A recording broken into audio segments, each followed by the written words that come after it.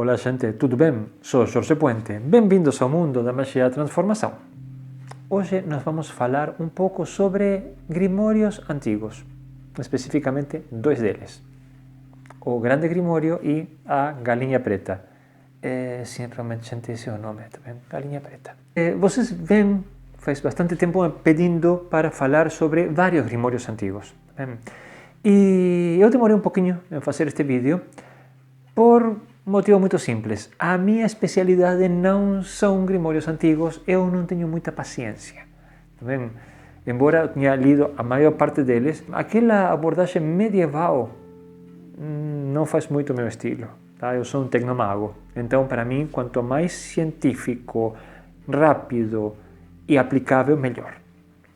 E quando a gente pega os grimórios medievais, gente, vocês se perdem lá dentro, nas invocações, nos desenhos, nas tabelas, principalmente as tabelas de horas, todas cheias de símbolos. E temos que entender que quando falam horas, não são as nossas horas, né? Tem que fazer todo aquele cálculo para saber que aquele símbolo, que se a primeira hora do dia é quando o sol sai ou quando o sol se põe, etc. Dá uma dor de cabeça do caramba. E, portanto, todos os rituais ficam muito complicados, sem contar as exigências, que são fantásticas. Também como conseguir tal material, a varinha tem que ser de uma certa forma, os elementos, a pedra de tal tipo, o couro, a pele de carneiro, gente, é uma coisa que você vai ficando loucos com tudo aquilo e naturalmente ninguém consegue. E que basicamente era a ideia naquela época.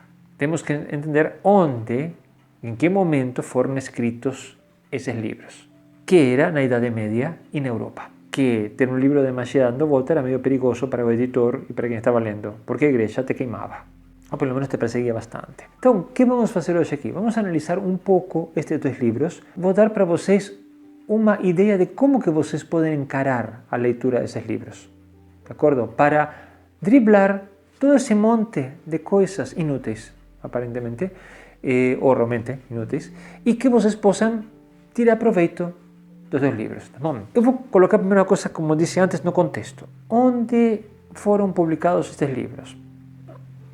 O Grande Grimório é mais antigo, a Galinha Preta é um pouco mais moderna, né? Mas eram livros publicados nos séculos XVI, XVII, XVIII, etc. Todo um grupo de livros, né? O que acontece aí? A pressão de igreja era muito grande. Então, em alguns momentos, se você tivesse um grimório desses, se alguém descobrisse, você era queimado vivo. Entretanto, aquilo se publicava, se vendia. Mas, claro, era todo com uma série de indicações tão complicadas de seguir que virtualmente ninguém podia realizar aqueles rituais.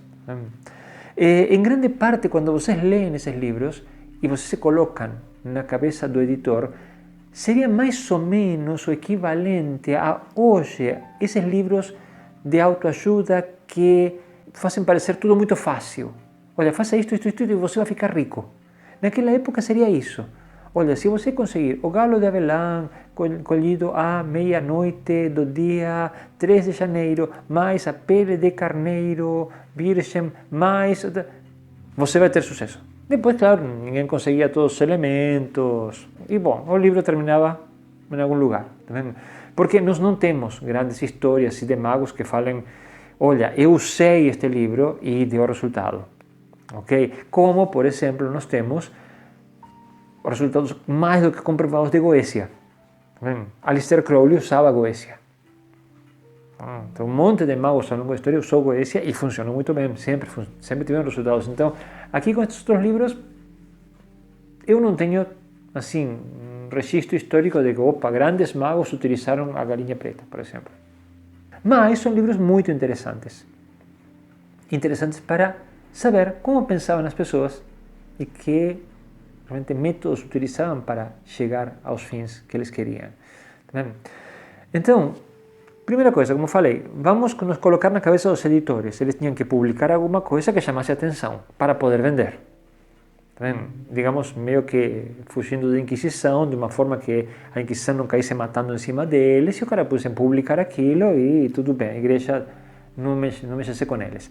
Então, realmente, a coisa era meio difícil, era cheio de coisas inúteis dentro do livro, e principalmente tinha uma coisa muito, muito interessante que se nota principalmente no Grande Grimório e em outros, né? Que é a presença permanente de Deus. Então, qual é a questão aqui? Uma coisa muito interessante que grande parte destes livros seriam considerados livros de magia negra. Porém, a presença de Deus é permanente. Não sei para vocês, mas para mim isso gera um certo curto-circuito na minha cabeça, né? Que parece que passou batido para muitos. Então, o que vamos fazer agora? Analisar um pouquinho estes dois livros. E aí vamos fazer algumas considerações. De acordo? O primeiro que eu vou falar vai ser da Galinha Preta. E sim, gente, esse é o nome. A Galinha Preta é um livro do final do século XVIII. É um pouco diferente dos outros, e por isso que eu escolhi, para começar, porque ele é relatado como uma história. É uma história de um oficial francês que vai a Egito e a caravana dele é atacada por bandidos e deixam todos mortos, menos ele, que fica meio morto, né? E quando está batendo as botas, uma das pirâmides se abre e de dentro sai o sábio das pirâmides, que é um cara que viveu sei lá quantos anos, milhares de anos, sei lá quanto, dentro das pirâmides, percebe que os caras estão todos mortos, descobre que ele está vivo, leva para dentro da pirâmide e que está cheia de jardins e de estâncias sobre estâncias, salões, etc. E lá ensina o cara se recupera, ele ensina o cara. Esse sábio vive em companhia de alguns espíritos que o servem, tá? O ajudam nos estudos, etc. E, claro, antes de morrer, porque tem que morrer, né? Porque não faz sentido o livro, ele passa todo o conhecimento para o oficial francês, que depois do mestre dele ter morrido e ele ter sofrido muito, pega todo esse conhecimento e volta para a Europa, onde ele escreve tudo e amaldiçoa qualquer um que publicar o livro. Naturalmente parece que todos foram amaldiçoados e um monte de editores publicaram o livro. Tá? E o livro está até hoje dando volta por aí, se vocês querem você encontra em PDF. É o mais fácil, vocês podem até arrumar uma edições bonitas, né? Aí impressas, mas quem quiser ver o livro está em PDF. Bom, obviamente sem direitos autorais, né?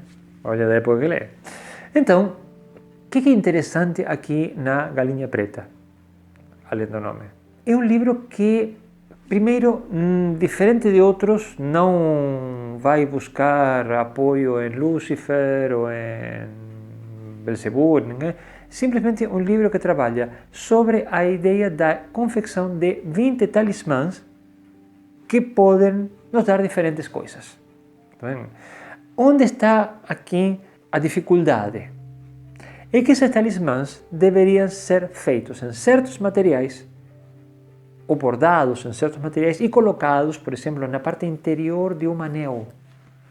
Bordado com prata sobre um tecido de cetim azul, de seda.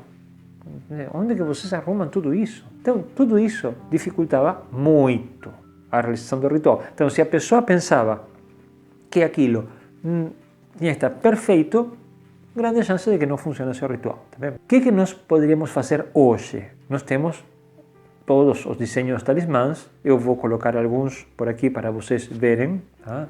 E eu vou descrever um pouquinho que fazem alguns deles. E aqui eu vou recorrer ao livro, porque realmente eu não tenho todo de cor, tá? Quase que impossível com 20 talismãs. Então, por exemplo, os talismãs dos sábios das pirâmides, o primeiro, vamos supor, ele serve para a conjuração das forças celestiais e infernais. Então você pode chamar anjos e demônios utilizando este talismã.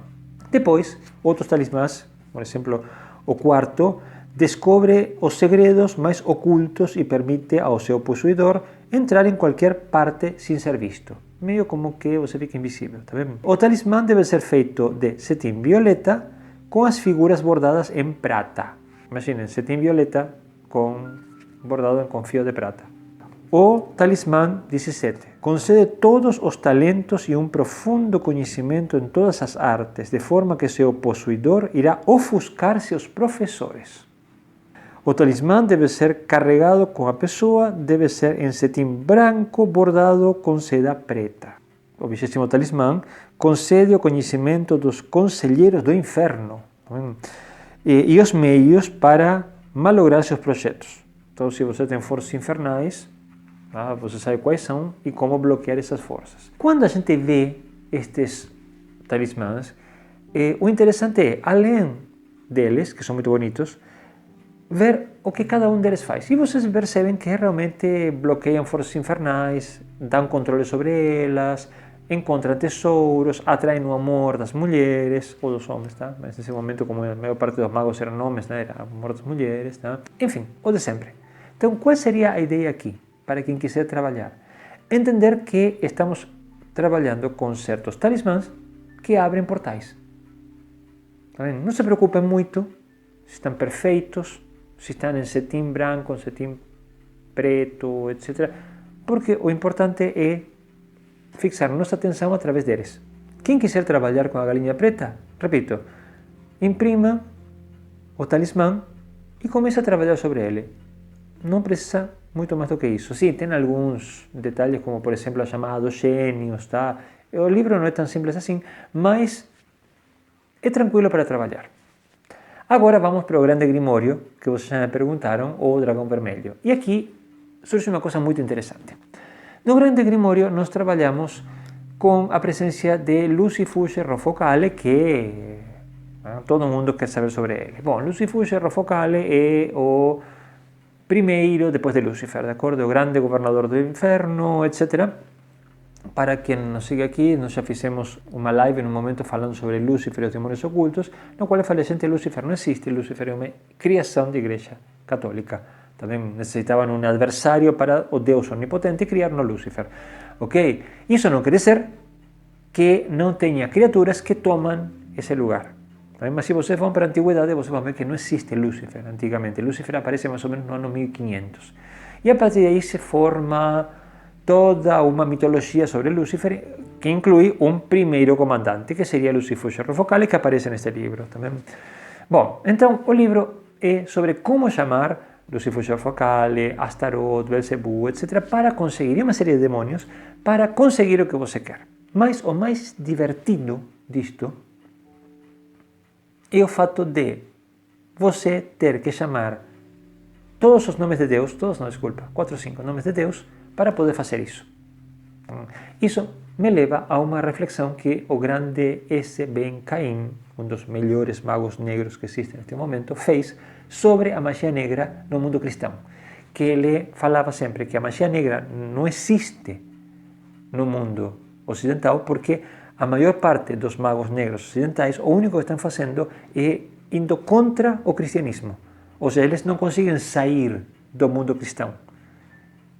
Ou seja, se Lúcifer está intimamente ligado a Deus, o único que estamos fazendo é recorrer ao adversário de Deus, mas não conseguimos nos independizar disso. Por isso que ele trabalha com criaturas muito mais escuras e mais poderosas, entre aspas, ele diz isso, tá? Que seriam, por exemplo, os deuses primigênios. Então, quando vocês pegam o Volubilis et Chaosium dele, é um livro realmente caótico, não de magia de caos, de magia negra, mas terrível, né? E ele foge dos demônios ligados à Igreja Católica, ao cristianismo. Então, quando nós entramos no Grande Grimório, o que a gente encontra? E, primeiro, toda uma série de orações e de pedidos para Deus. Deus, Elohim, Ariel, para eles dar a força para poder chamar os demônios. Ou seja, basicamente é o seguinte, a gente chama a Deus para ele nos dar a força para a gente chamar os demônios para ferrar a vida de alguém. Ótimo. Eu acho que ninguém parou para pensar muito nisso, né? Como que é? É um trabalho de magia negra, sim, mas com apoio de Deus. Ué. Nós sabemos hoje que a coisa não é tão maniqueísta, né? Mas a ideia, como nós falamos em outros vídeos, é Deus todo pode, portanto eu represento Deus também todo posso. E posso chamar ainda os demônios para me servir. Tal como falei antes, por isso as gárgolas estão na parte de fora de todas as igrejas. Minha mãe falava isso. Eu falava, mãe, por que esses demônios estão pendurados na parte de fora da igreja? Porque até os demônios servem a Deus. Mamãe falava isso também. ela devia saber. Aí vocês têm um livro bem interessante e, novamente, nós, depois de todas as invocações, o livro é dividido em várias partes, chegamos às aplicações. E aí, claro, temos os nomes de todos os demônios que servem a estes três e aparecem alguns que vocês vão achar depois na Goécia, e cada um tem uma finalidade, como sempre. Então estamos trabalhando basicamente com magia de servidores, chamamos uma entidade para que ele faça alguma coisa. Se aconselha que você utilize sempre o mesmo príncipe, ou seja, se você estiver trabalhando com Belzebu, continua com Belzebu, não vai mudando de um para outro, veja com qual você trabalha melhor e continua por aí. Tem uma série de diálogos muito interessantes, de quando você vai chamar Lucifugio Rofocale, como que ele vai responder. Então apareça Lucifugio Rofocale e outro, quem me perturba? Eu falo, eu sou Salomão, e por aí vamos, tá? Coisa que atualmente ninguém vai fazer, mas depois tem todas as coisas que vocês conseguem com o livro. E aí voltamos aos pedidos normais, tá? Ou seja, dinheiro, tesouros, ouro, conhecimento, o amor de todas as mulheres e homens, tá? Vitória sobre os inimigos, destruição dos inimigos, controlar forças infernais, etc. Aí nos separa muito. O interessante aqui é a forma de trabalhar. Também tem toda uma introdução, né, onde se fala de como criar a varinha especial, tá? Dos sacrifícios que têm que ser feitos. Pelas traduções, às vezes, pode dar lugar a tomar isso como realmente um grimório de magia negra pesado, porque se utilizam alguns termos que você não sabe muito bem. Estão falando de sacrificar um animal ou sacrificar uma criança. Tá bem? Mas vamos ser bonzinhos e pensar que é para sacrificar um cabrito, também um animalzinho aí. Pronto. Mesmo porque não é um livro de magia negra que descreva grandes rituais. Tá? Mas, naturalmente, utiliza todos os demônios possíveis. Tá? O interessante aqui seria, em todo caso, conseguir passar através de todas essas invocações mais ou menos úteis e ir direto para o contato com o ser adequado. Por exemplo, com Astaroth, com Belzebu, tá? Com Lucifugio Rofocale e, bom, fazer o contato como no livro de Theodore Rose, Lúcifer e os demônios ocultos, porque sigue uma estrutura bem semelhante.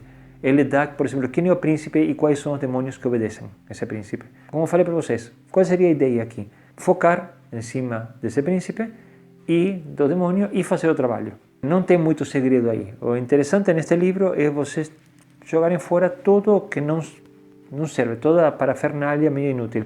Por exemplo, no momento tem que fazer o sacrifício, matar o animal e com a faca fazer uma varinha especial que um ferreiro na época deveria pegar e derreter e transformar na ponta da varinha. A gente tem um trabalho de loucos aquilo e não sei se tem alguma utilidade. Agora, os pedidos, digamos, os poderes, assim, para que servem estes demônios, aí sim, são bem práticos. Então, eu acho que é um livro que, para quem quiser estudar, por exemplo, quiser se aprofundar, é válido. Agora, como fazer o contato com os demônios descritos no livro? O ritual está bastante interessante aí, está bem descrito. Não precisa muita coisa, só seguir os passos, né? Qual é a validade? Boa pergunta.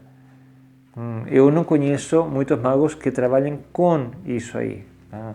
Então seria interessante, quem tiver vontade de fazer, de realmente entrar em contato e começar a trabalhar nessa estrutura. Como sempre eu falo, não é tão conhecida como, por exemplo, Goécia. Eu não vi grandes magos que trabalhassem assim com o Grande Grimório, por exemplo. Mas é um livro interessante para estudar e com uma cabeça moderna, porque se vocês entrarem na onda antiga, aquilo você perde um monte de coisas inúteis. Coloquem uma cabeça moderna, vejam assim qual é a estrutura, qual é o ritual, desprovido de todo o que não é necessário, e qual é a forma de trabalhar e para que serve, né? Quais são as utilidades disso. E a partir daí vocês avançam. Essa é a forma de conseguir trabalhar com estes livros, porque senão vocês se perdem no meio de um linguajar muito antigo e uma série de coisas que mesmo hoje, se vocês quisessem conseguir, não arrumariam. Por exemplo, tem um ritual aí para saber se uma mulher é fértil ou não. Então o ritual consiste em arrumar gordura de veado, você fala onde que eu vou arrumar isso, derreter e depois fazer com que a mulher beba isso aí. Se ela passar mal do estômago, ela é fértil. Gente, não estou achando muita utilidade, né? E como isso, tem um monte de coisas, com alguns elementos que possivelmente na Idade Média eram mais fáceis de achar e agora quase que impossíveis. Então, se a gente vai parar em cada coisa, a gente não consegue fazer nada. Simplifiquem, vai na essência do ritual e apliquem. Essa é a melhor forma de trabalhar com estes grimórios. Tá bem? Bom, gente, com isto espero ter dado uma ideia destes dois livros, que são super interessantes, para quem quiser ler. Não esperem, como falei, resultados imediatos. Vocês vão ter que se acostumar com eles para poder dominar, mas são sistemas de magia interessantes para quem gostar de magia medieval. Tá bom? E com isto vamos encerrar o vídeo por aqui. Como falo sempre, obrigado por estar comigo dividindo todos estes temas, que eu acho apaixonantes e muito mais quando consigo dividir com vocês. Lembrem-se de se suscrever no canal, apertem a campainha para serem avisados quando tem novo vídeo. E, bom, gente, vou deixar vocês por aqui. Também, como falo sempre, se a Deus e o Deus estão de acordo, nós nos encontramos no nosso próximo vídeo ou em algum podcast. Sim? Um grande abraço a todos.